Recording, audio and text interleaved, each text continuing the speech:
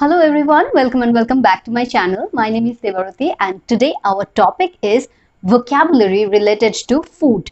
And yes, this video is gonna be for the kids.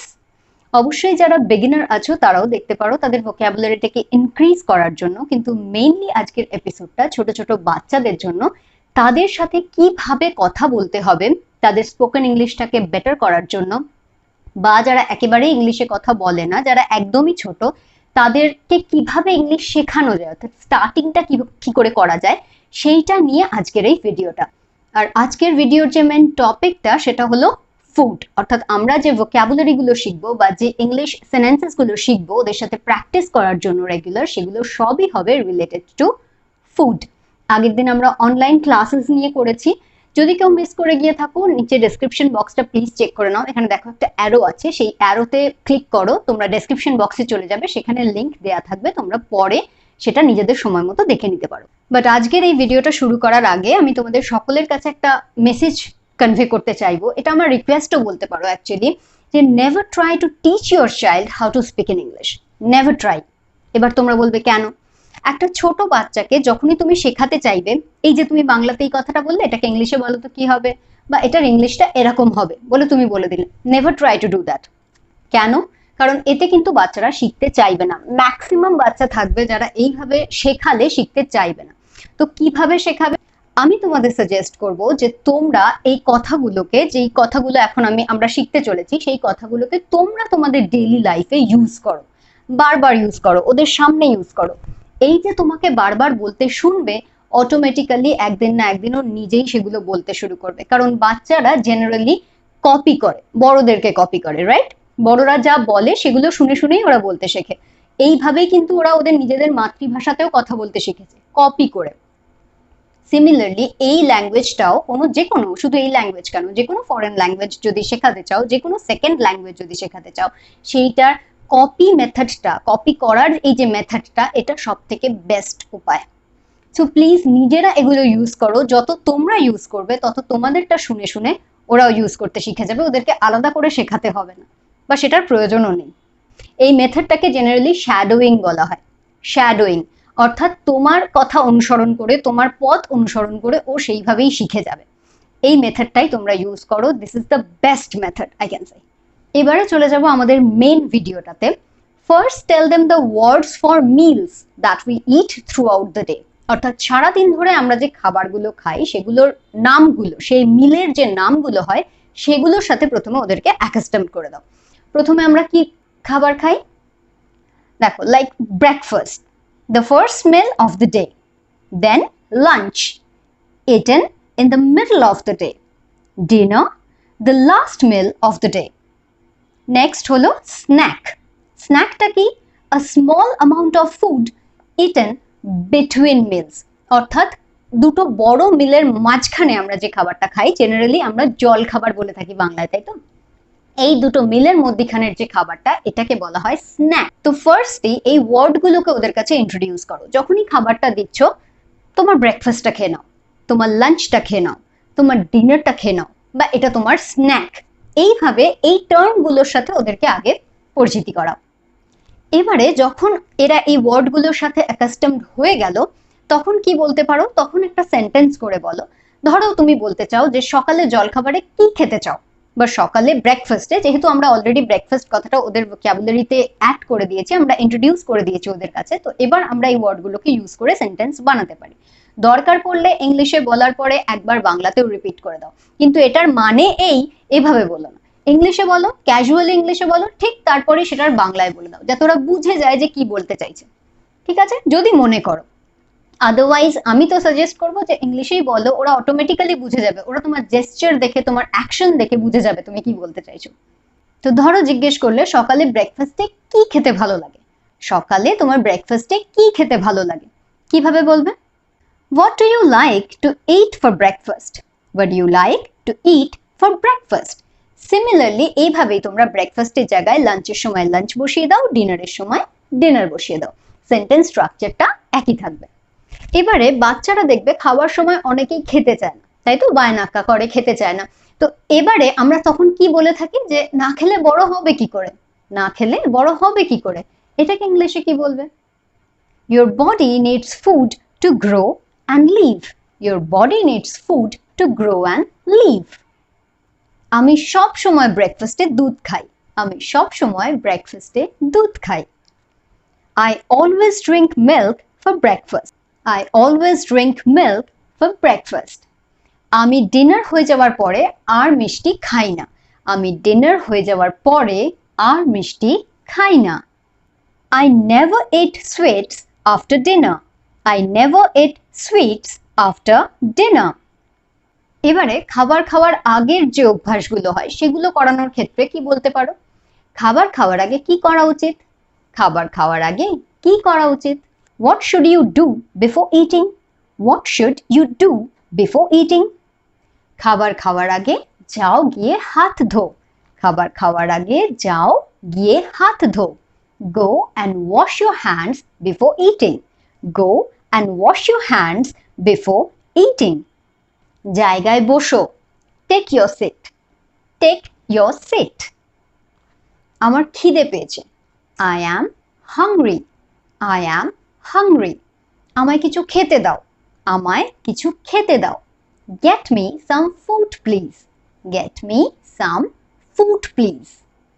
এবার ধরো তুমি কিছু খেতে দিয়েছো এবং তার মাঝখানে বা তার খানিকক্ষণ পরে তুমি জিজ্ঞেস করছো আর লাগবে? এটা কিভাবে বলবে? Do you want more? Do you want more? এবারে তার উত্তরে যদি বলতে চাও না আর লাগবে না, না আর লাগবে না, কি বলবে? No more. No more. কোয়েশ্চেনটা ছিল Do you want more? Answer no more. No more. আমার পেট ভর্তি হয়ে গেছে। আমার পেট ভর্তি হয়ে গেছে। I am full. I am full. খাবারটা দারুণ খেতে। খাবারটা দারুণ খেতে। It is delicious. বা তোমরা বলতে পারো The food is delicious. The food is delicious. আবার খাবারটা দারুণ বা ফুল অফ ফ্লেভার এটা বোঝানোর জন্য এই delicious এর বদলে তোমরা it is savory. It is savory. এইটাকেও ইউজ করতে পারো। ধরো delicious কথাটাকে বেশ কদিন ইউজ করলে তারপরে এই savory এই ওয়ার্ডটাকে ওদের কাছে ইন্ট্রোডিউস করো। এটা মুচমুচে। কোনো খাবার মুচমুচে হয়? এটা মুচমুচে। It is crispy. It is crispy. এটা গরম। It's hot. It's hot. আর যদি নোনতা হয় সেক্ষেত্রে কি বলবে? এটা খুব নোনতা। এটা খুব নোনতা। It is very salty. It is very salty. এবার কোনো কিছু যদি খুব তাজা হয়, যেমন ফল হয় না একদম তাজা, সবে মাত্র আনা হয়েছে বা সবে মাত্র পাড়া হয়েছে, এই তাজা বোঝানোর জন্য তোমরা বলতে পারো it is fresh. It is fresh. এবার ধরো লেবু জাতীয় কোনো জিনিস খাচ্ছে বা টমেটো খাচ্ছে, এগুলোর সময় তোমরা এই টক কথাটাকে ইন্ট্রোডিউস করতে পারো। টকের ইংলিশটা ওদের জানিয়ে দিতে পারো। কিভাবে? তখন তোমরা বলবে এটা খুব টক। এটা খুব টক। It is very sour. It is very sour. এবারে ধরো উচ্ছে বা এরকম কোনো তেতো জিনিস, নিম পাতা এই জাতীয় কিছু খাচ্ছে, তো এক্ষেত্রে তোমরা এই তেতো শব্দটার যে ইংলিশ ভার্সনটা হয় সেটা ওদের বলতে পারো এটা খুব তেতো। It is bitter. It is bitter. দেখো সেন্টেন্স কনস্ট্রাকশনটা কিন্তু একই থাকছে, খুব সিম্পল ছোট ছোট সেন্টেন্স, ওদের বুঝতে সুবিধা হবে। ওরা যখন একটা গ্রাস্প করে নিতে পারবে তখন কিন্তু আস্তে আস্তে ওরা সবকিছুই বুঝতে পারবে যে ইট ইজ বলতে কি বলতে চাইছে। এরপরে তোমাদের স্টেপ হচ্ছে যেটা যেই খাবারের যা টেস্ট, যেটা সুইট, যেটা সাওয়ার, যেটা বিটার, এগুলো ওদের কাছে এক্সপ্লেন করা। এক্সপ্লেন করার কোনো দরকার নেই, অ্যাকচুয়ালি ওদের কাছে এই শব্দগুলোকে ইন্ট্রোডিউস করা। তুমি যখনই মুখটা ইট ইজ বিটার করছো ওরা বুঝেই যাচ্ছে এটা তেতো। বা যখন একটু টক হলে আমরা যেরকম করি, এই জেস্টারটা, এই অ্যাকশনটা দেখে ওরা বুঝে যাচ্ছে আচ্ছা টক বলতে চাইছেন, রাইট? এটা দারুণ খেতে। It is delicious. তোমার অ্যাকশনেই বুঝে যাচ্ছে যে তুমি ডিলিশিয়াস বলতে কি বলতে চাইছো। তো আলাদা করে ওদের শেখানোর কোনো দরকার নেই। যখন ওরা ওই কাজটা করছে তখনই ওই ওয়ার্ডগুলোকে ওদের সামনে ইন্ট্রোডিউস করতে থাকো। এবার ধরো অনেক সময় দুধ ফেটে যায়, খারাপ হয়ে যায়, এটা কি করে বলবে? ধরো দুধটা খারাপ হয়ে গেছে। দুধটা খারাপ হয়ে গেছে, কি করে বলবে? The milk tastes a little off. The milk tastes a little off. এক্ষেত্রে অফ বলতে খারাপ বা বাজে হয়ে গেছে এটা বোঝানোর জন্য এই অফটাকে ইউজ করা হচ্ছে। এবারে যখন এই সমস্ত টেস্টগুলো বুঝে গেল, এটা কাঁচা, এটা কাঁচা, ইট ইজ র, ইট ইজ র।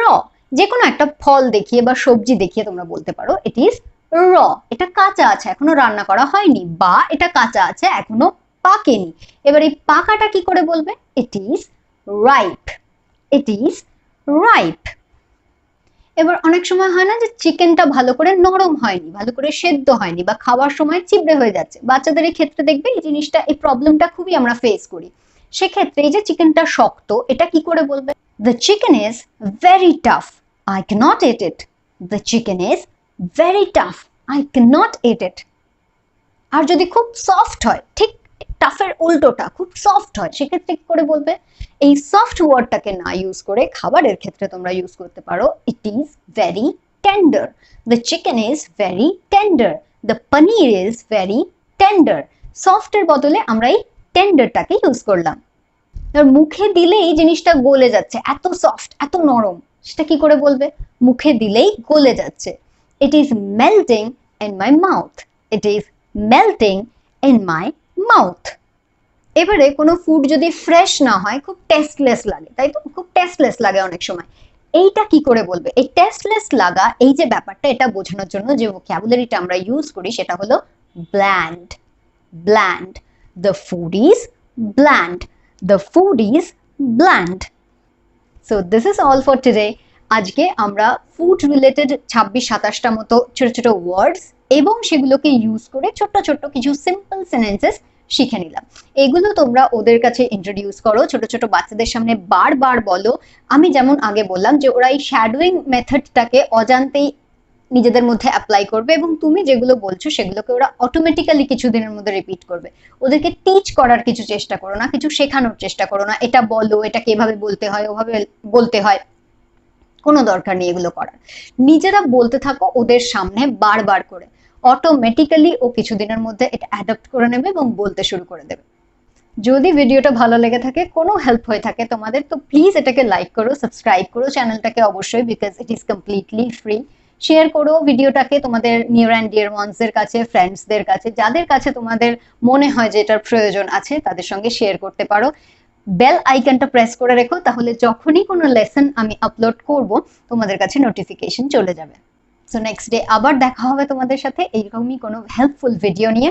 আর নিচে কমেন্ট বক্সে অবশ্যই জানিও যে তোমাদের কেমন লাগলো, তোমাদের কোনো উপকারে আসছে কিনা, বা এছাড়া যদি কোনো টপিক তোমাদের কাছে থেকে থাকে যেটা সম্পর্কে তোমরা জানতে চাও বা যেটার ওপর ভিডিও করলে তোমাদের সুবিধা হয়, প্লিজ সেটা আমাকে জানিও। তো আজকের মতো এটুকুই থাকলো, নেক্সট ডে আবার দেখা হবে। Bye bye.